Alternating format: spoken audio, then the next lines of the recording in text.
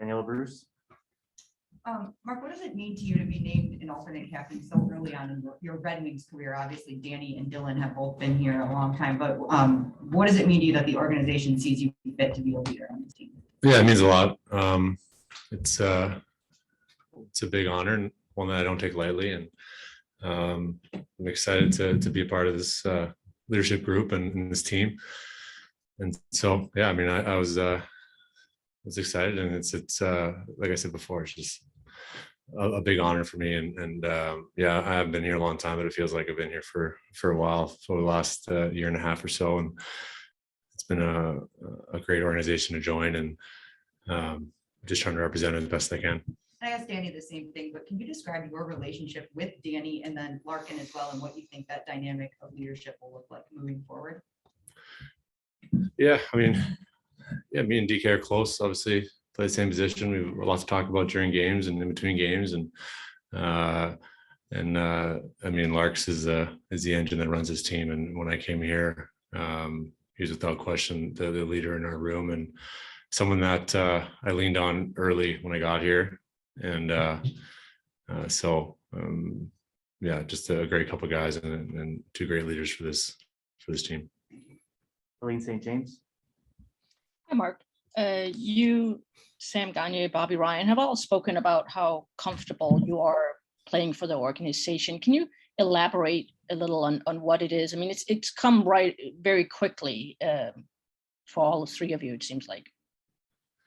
Yeah, I mean, coming here last year was such a different year. We were so I mean, like secluded, I guess. I mean, we were together all the time, and we weren't allowed to do much. So we were always together on the road with the staff and the players, and it just happens quickly. And I mean, they just have great people that work here that make it easy on you when you get here. And so it's just been a comfortable situation from the beginning. So there's a lot that goes into that, but it's just about having a good time coming to the rink and being comfortable and enjoying yourself.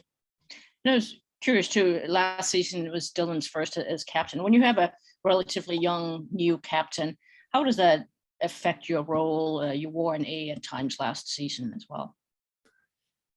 Yeah, I think just help out when you can. I think as a captain, you have to make a lot of decisions, and as a captain, you need to know what's going on in the room and what guys' opinions are about certain things. So if I could be a sounding board for Larks and DK, just talking things out off the ice, that part of it, I think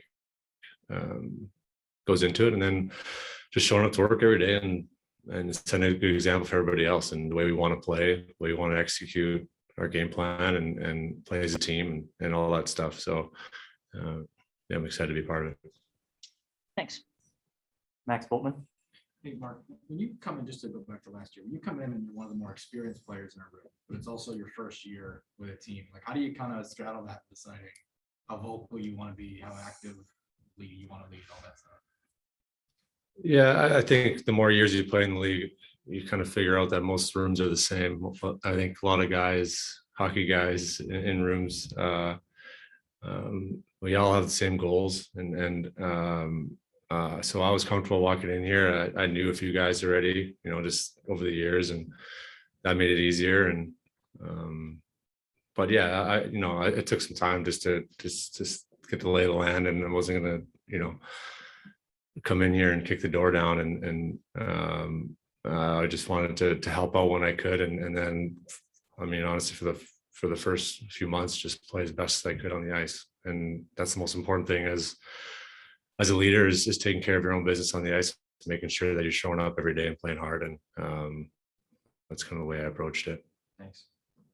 And Sarkhan.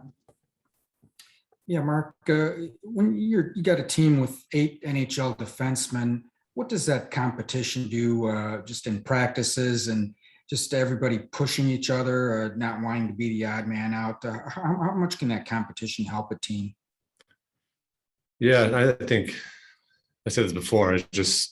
It makes you be consistent. You have to be on your game every day, and you can't slip up for too long.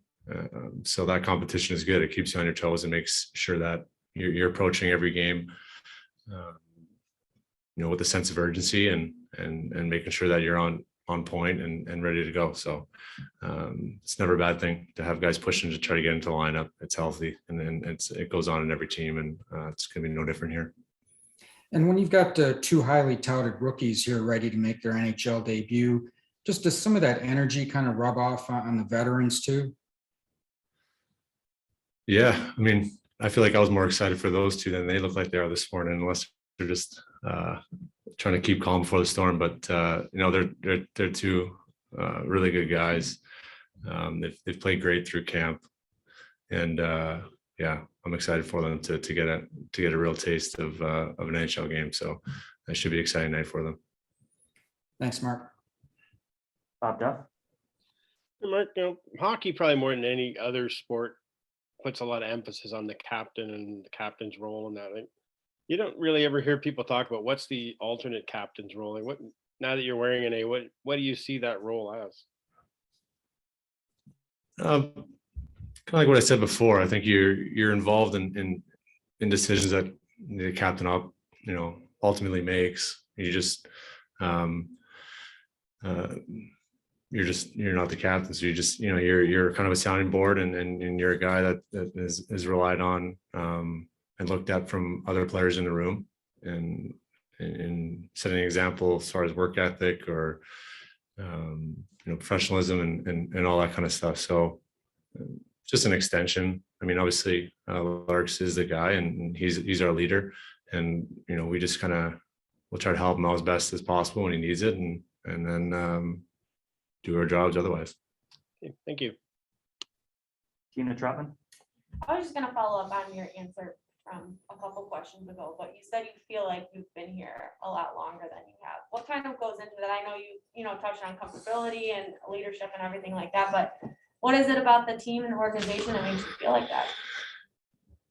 I don't know. I mean, it's not one thing. I was in New York for so long, and I only knew one place. So I was, it was like family to me there. And coming here, I was a little nervous what it was going to be like. And I came here and I felt kind of the similar vibe. It just everyone cares about each other. The staff, and the players, and there's an air of accountability, and the history of the organization. A lot of similarities there, and I just got here, and I enjoyed it, and I felt comfortable, and yeah. last question, Dave Randor. Yes, Mark, there's always excitement on opening night, and from the outside looking in, there seems to be a lot of extra, maybe a little bit more optimism about this group taking a step and getting some traction. You've been around, you've seen a lot, ups and downs. Do you sense that? Do you see that? Yeah, I think so. I think last year was such a weird year with the travel and the divisions and COVID and guys getting out of the lineup. And I think with the way we've gone through camp and the expectations are higher than they were last year. And I think if we as a team collectively just bring it every single day, every night, we're going to be a hard team to beat, and we're going to be frustrating, and we're going to start stringing some wins together and be more consistent in that area. And that's the goal. So I think we're all kind of optimistic and excited to see what we can bring as a group, because we have a lot of new guys, and it's like that every year. Yeah, I mean, 82 games is a long time, and I'm just excited to get through that season and endure the ups and downs as we go. And I think everyone in that room has high expectations for what we want to do. Thanks, everyone. Be back shortly with Coach Flash.